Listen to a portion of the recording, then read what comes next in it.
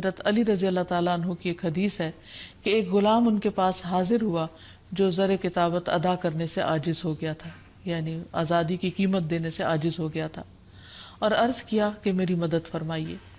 حضرت علی نے فرمایا کہ میں تمہیں ایسے کلمات سکھاتا ہوں جو رسول اللہ صلی اللہ علیہ وسلم نے مجھے سکھائے تھے، اگر تمہارے اوپر پہاڑ کے برابر بھی قرض ہوگا تو بھی اللہ تعالیٰ تیری طرف سے ادا کر دے گا۔ یوں کہا کرو، اللہم اکفنی بحلالک عن حرامک واغننی بفضلک عمن سواک۔ اے اللہ مجھے حلال مال دے کر حرام سے باز رکھ اور مجھے اپنے فضل سے اپنے علاوہ دوسروں سے بے نیاز کر دے۔ اسی طرح ایک اور روایت میں آتا ہے، حضرت انس سے روایت ہے کہ رسول اللہ صلی اللہ علیہ وسلم نے حضرت معاذ سے فرمایا، کیا میں تمہیں ایسی دعا نہ سکھاؤں جس کے ساتھ تم دعا کرو اگر تم پر احد کے پہاڑ برابر بھی قرضہ ہو تو اسے اللہ تعالیٰ تم سے ادا کر دے گا۔ اے معاذ یہ پڑھا کرو، اللہم مالک الملک تؤتی الملک من تشاء وتنزع الملک ممن تشاء وتعز من تشاء وتذل من تشاء بیدک الخیر انک علی کل شیء قدیر، رحمن الدنیا والآخرہ ورحیمہما تعطیہما من تشاء وتمنع منہما من تشاء ارحمنی رحمتا تغنینی بہا عن رحمت من سواک۔ اے اللہ بادشاہت کے مالک، تو جسے چاہتا ہے بادشاہت دیتا ہے، جس سے چاہتا ہے ملک چھین لیتا ہے، جس کو تو چاہتا ہے عزت دیتا ہے، جس کو تو چاہتا ہے ذلیل کر دیتا ہے۔ تیرے ہی ہاتھ میں خیر و بھلائی ہے اور تو ہی ہر چیز پر قدرت رکھتا ہے، دنیا اور آخرت کا رحمان اور ان دونوں کا رحیم۔ تو جسے چاہتا ہے دنیا اور آخرت دیتا ہے اور ان کو جن سے چاہتا ہے روک دیتا ہے۔ مجھ پر ایسی رحمت فرما جو مجھ کو تیرے علاوہ کی رحمت سے بے نیاز کر دے۔ نبی صلی اللہ علیہ وسلم کی دعاؤں میں سے قرض سے پناہ مانگنے کی دعا بھی تھی۔ نماز کے بعد یہ پڑھتے تھے، اللہم انی اعوذ بک من المأثم والمغرم۔ اے اللہ میں گناہ اور قرض سے تیری پناہ مانگتا ہوں۔ کسی نے عرض کیا، یا رسول اللہ صلی اللہ علیہ وسلم آپ قرض سے اتنی پناہ مانگتے ہیں؟ آپ نے جواب دیا، جب آدمی مقروض ہوتا ہے تو جھوٹ بولتا ہے اور وعدہ کرتا ہے تو خلاف ورزی کرتا ہے۔ پھر سونے سے پہلے کی دعائیں جو ہیں ان میں بھی قرض کی ادائیگی کی دعا ہے۔ پھر اسی طرح سفر میں بھی قرض سے پناہ کی دعا ہے، کیونکہ مسافر کی دعا قبول ہوتی ہے۔ نبی صلی اللہ علیہ وسلم جب کہیں قیام فرماتے تو یہ دعا پڑھتے، اللہم انی اعوذ بک من الہم والحزن والعجز والکسل والبخل والجبن ودلع الدین وغلبۃ الرجال۔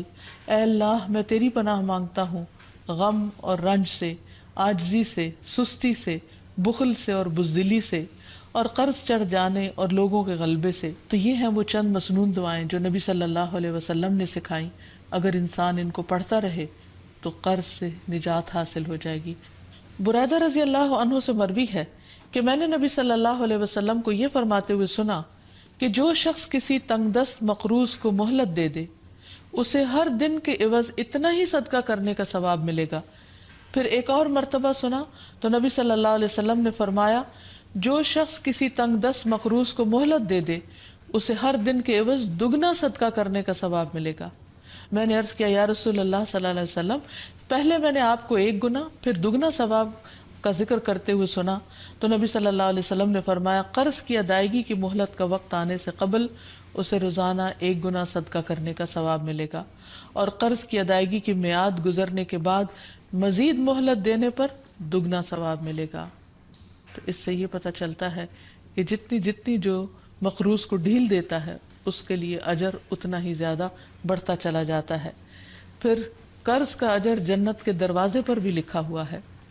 رسول اللہ صلی اللہ علیہ وسلم نے فرمایا، ایک آدمی جنت میں داخل ہوا، وہ کیا دیکھتا ہے کہ اس کے ایک دروازے پر لکھا ہوا ہے کہ صدقہ کا ثواب 10 گنا اور قرضے کا ثواب 18 گنا ہے۔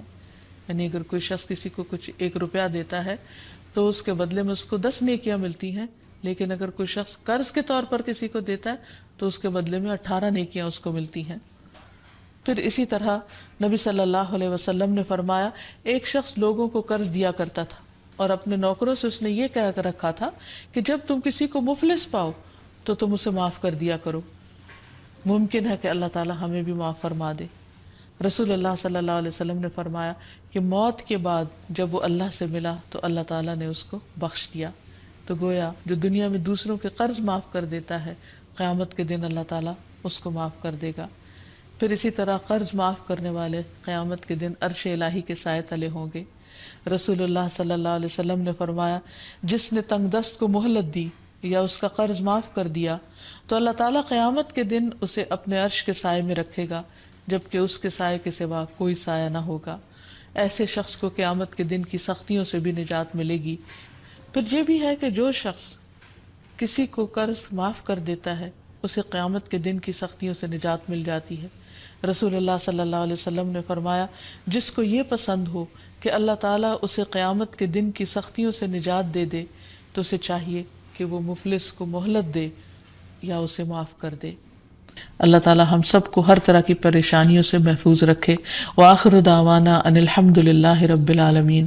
السلام علیکم ورحمۃ اللہ وبرکاتہ.